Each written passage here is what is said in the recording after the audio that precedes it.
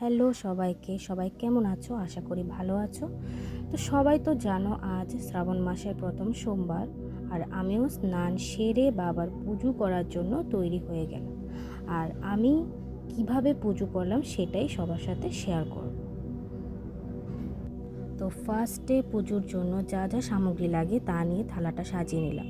যেমন বেলপাতা, ধুতরা ফুল, ধুতরা ফল, আকন্দ ফুলের মালা, দূর্বা, তারপর কিছু নীলকণ্ঠ ফুল দিয়ে থালাটা সাজিয়ে নিয়েছি।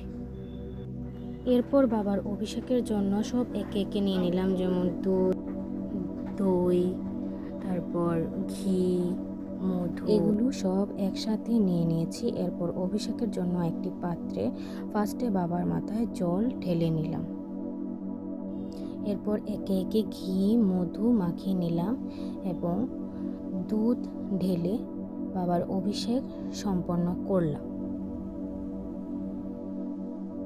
যেহেতু আজ শ্রাবণ মাসের প্রথম সোমবার, তাই বাবাকে একটু আতপ চাল অর্পণ করলাম এবং একে একে সব কিছু দিয়ে বাবাকে সাজিয়ে দিলাম এবং বাবার স্থানে বাবাকে নিয়ে বসালাম। আর আরতি করে বাবার পুজোটা সম্পন্ন করলাম। তো কেমন লাগলো সবার আমার ভিডিও, সবাই কমেন্টে জানাবেন।